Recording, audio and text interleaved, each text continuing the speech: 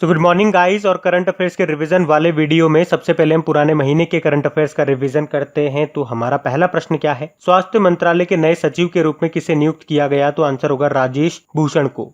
और स्वास्थ्य मंत्री कौन है? हमारे डॉक्टर हर्षवर्धन है। अर्थ साइंस मिनिस्ट्री भी इन्हीं के पास है। चांदनी चौक दिल्ली इनका निर्वाचन क्षेत्र है। फिर किस वर्ष तक भारत में अपनी स्थापित बिजली उत्पादन क्षमता का 60% रिन्यूएबल एनर्जी से करेगा भारत? तो आंसर होगा 2030 तक।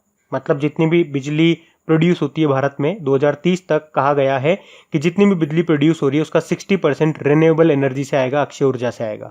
जैसे कि सोलर हो गया, विंड हो गया, इन सब से आएगा। और 2030 से आपको याद भी होगा रेलवे ने भी कहा है कि वो अपने आप को पूरी तरह से इलेक्ट्रिफाइड विद्युतीकृत कर लेगा 2030 तक। फिर अंतरराष्ट्रीय ओलंपिक समिति के उपाध्यक्ष किसे बनाया गया था? अनीता डे फ्रेंड्स को। और इंटरनेशनल ओलंपिक कमेटी की बात करेंगे, हेडक्वार्टर मिलेगा लाउजेन स्विट्जरलैंड में।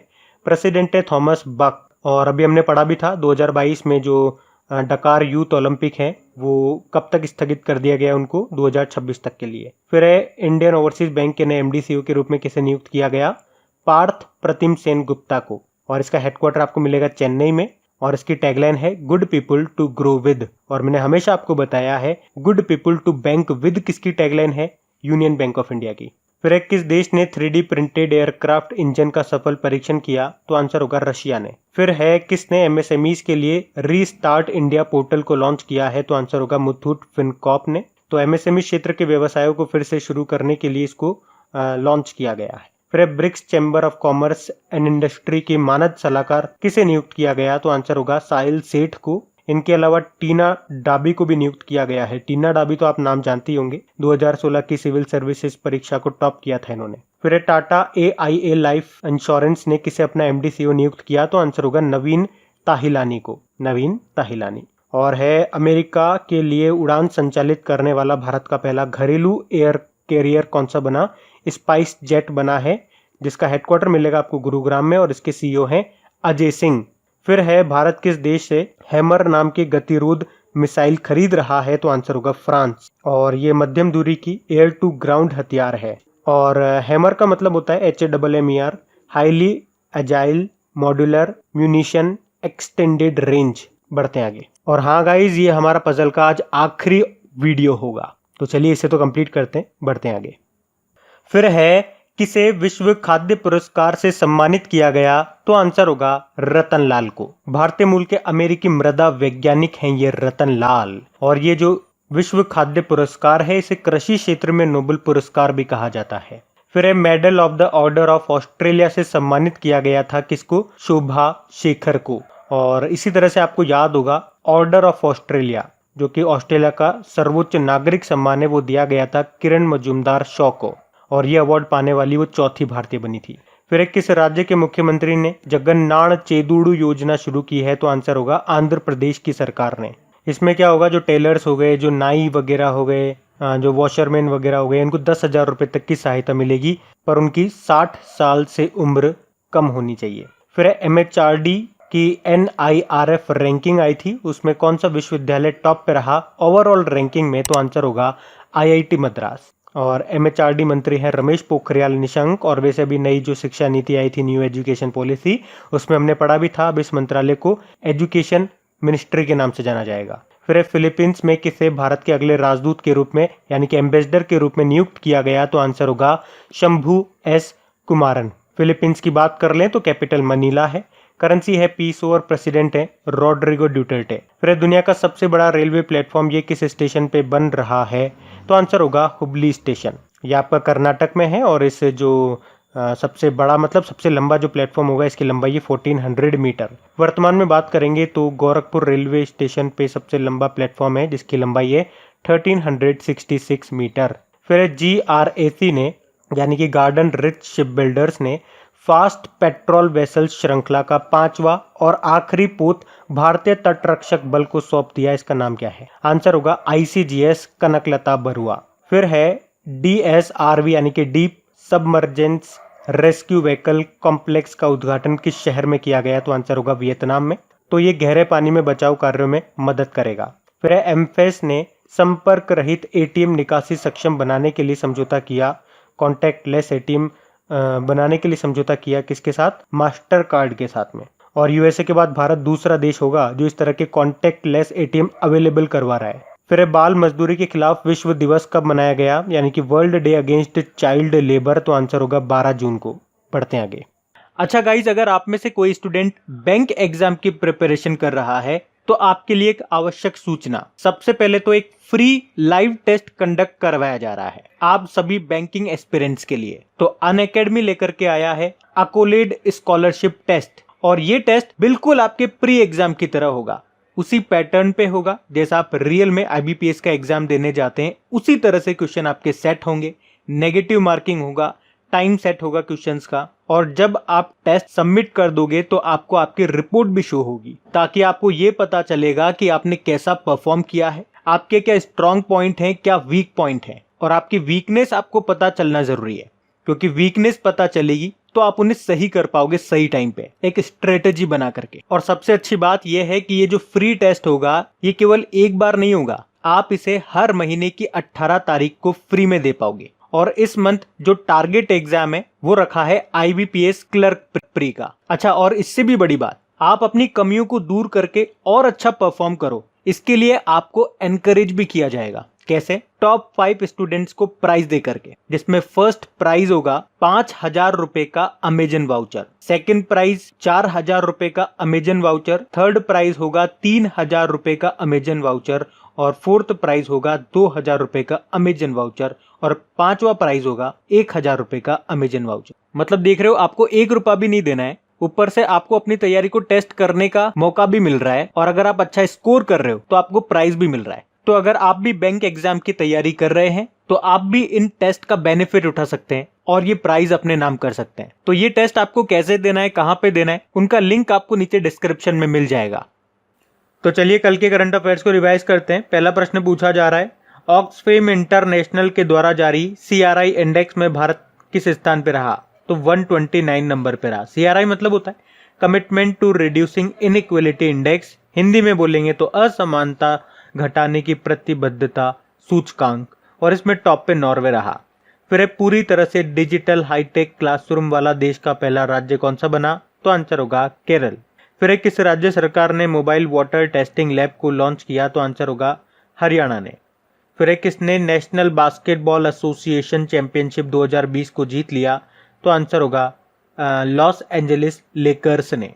फिर भारत का पहला ड्रैगन फ्लाई जीवाश्म ये किस राज्य में पाया गया? तो आंसर होगा झारखंड में। फिर किस राज्य सरकार ने इंडिया पोस्ट के साथ समझौता किया? तो आंसर होगा गोवा के साथ में। और अभी वर्ल्ड पोस्ट डे हमने कब मनाया? 9 अक्टूबर को। फिर किसे सेंड्रा नीस लाइफ टाइम अचीवमेंट पुरस्कार से सम्मानित किया गया? तो आंसर होगा हरीश कोटेचा को। फिर अगला प्रश्न है, किसने डॉक्टर बाला साहब विरवे पाटिल की आत्मकथा रिलीज की? तो आंसर होगा नरेंद्र मोदी जी ने। फिर आरबीआई ने जम्मू कश्मीर बैंक के सीएमडी का कार्यकाल अभी 6 महीने के लिए बढ़ा दिया, उनका नाम बताओ? उनका नाम है आर.के. छिब्बर। जम्मू कश्मीर बैंक का हेडक्वार्टर श्रीनगर में है। फिर अंतरराष्ट्रीय आपदा न्यूनीकरण दिवस ये कब मनाया जाता है? तो आंसर होगा 13 अक्टूबर को। इंग्लिश में बोलेंगे तो international day for disaster reduction.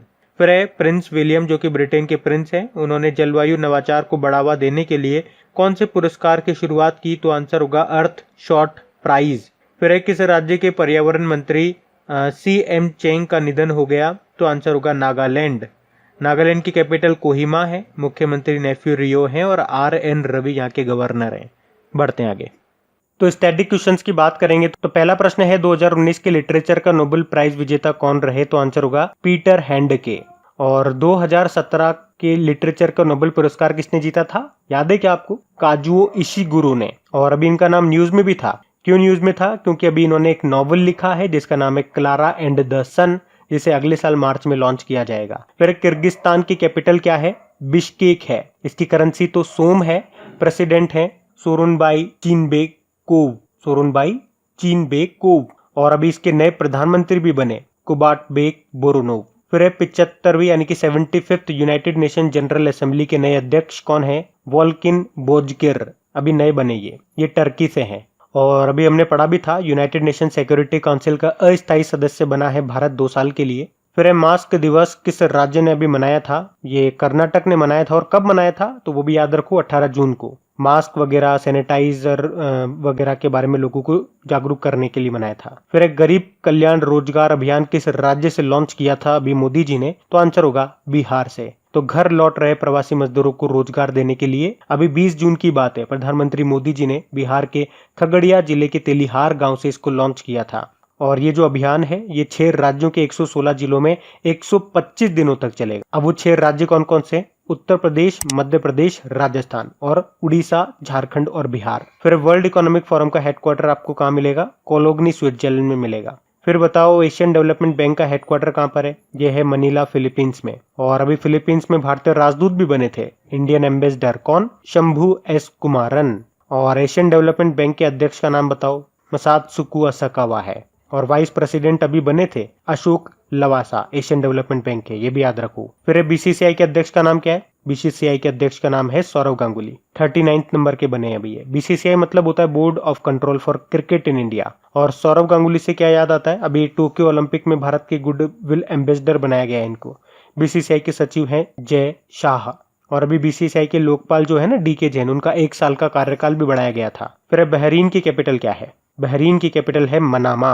और बहरीन की करेंसी पूछूंगा तो बहरीन दिनार है। और अभी बहरीन में भारतीय राजदूत कौन बने थे बताओ? पीयूष श्रीवास्तव बने थे, याद रखना। और याद रखना बहरीन में 4थे एशियाई युवा पैरा खेल भी होंगे 2021 में।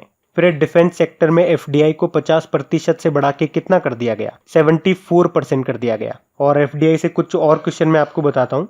अभी अंकटाड की रिपोर्ट आई थी, उसमें बताया था कि भारत 2019 में एफडीआई प्राप्त करने के मामले में 90 पोजीशन पे रहा। और भारत का जो विदेशी मुद्रा भंडार है, फॉरेक्स रिजर्व है, वो $500 बिलियन के पार पहुंच गया था। पहली बार $500 बिलियन को क्रॉस किया था। तो सबसे ज्यादा विदेशी मुद्रा भंडार वाले देशों में भारत 5वें स्थान पे रहा था। और बाकी अगर मैं आपसे पूछूं 2019-20 में सबसे ज्यादा एफडीआई किस देश से आया? तो सिंगापुर से आया है, 14 पॉइंट समथिंग बिलियन डॉलर आया था। तो वो डेटा नहीं, आप ये याद रखो किस देश से आया था, तो सिंगापुर से आया था। बढ़ते हैं आगे।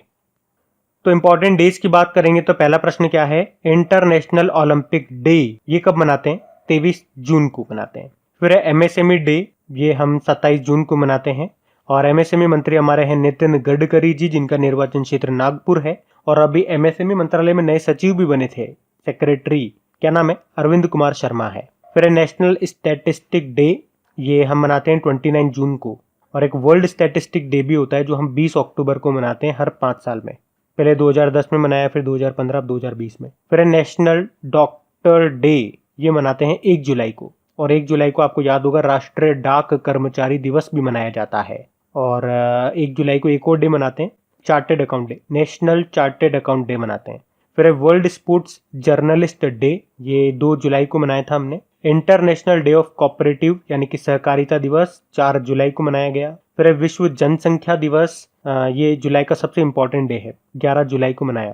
फिर विश्व युवा कौशल दिवस यानी कि वर्ल्ड यूथ स्किल डे, ये 15 जुलाई को मनाया है, जिसकी थीम थी skills for a resilient youth. फिर अंतरराष्ट्रीय न्याय दिवस, डे ऑफ इंटरनेशनल जस्टिस, 17 जुलाई को मनाया। फिर है नेल्सन मंडेला डे, ये हमने मनाया 18 जुलाई को। तो गाइज ये था आज का हमारा करंट अफेयर्स का रिवीजन वाला वीडियो। अच्छा, मैंने जो आपको अकोलेड स्कॉलरशिप टेस्ट के बारे में बताया, इसके अलावा बैंकिंग एग्जाम में अगर किसी भी सब्जेक्ट में आपको डाउट है तो अनअकैडमी पे बैंक एग्जाम के नए कोर्सेज स्टार्ट हो रहे हैं। तो बेस्ट फैकल्टीज के साथ आप अपना सब्जेक्ट स्ट्रॉन्ग कर सकते हो। और यहाँ पे आपको एक और बेनिफिट मिल सकता है, अगर आप कोर्स बाय करते हो और कोर्स बाय करने से पहले crack exam 10 promo code use करते हो तो आपको इंस्टेंट 10% का डिस्काउंट भी मिल जाएगा। और उस कोर्स में ये सभी फीचर आपको मिलेंगे, जैसे रेगुलर डाउट सेशन होंगे, रियल टाइम आप अपने रेस्पेक्टिव सब्जेक्ट के टीचर से इंटरेक्ट कर पाओगे, जो भी वीडियोस हैं उनको आप डाउनलोड कर पाओगे और उन्हें ऑफलाइन भी आराम से देख पाओगे। तो इन सभी के लिए आपको लिंक नीचे डिस्क्रिप्शन में मिल जाएगा, उस लिंक पे क्लिक करके इन सभी चीजों को आप एक्सेस कर पाओगे।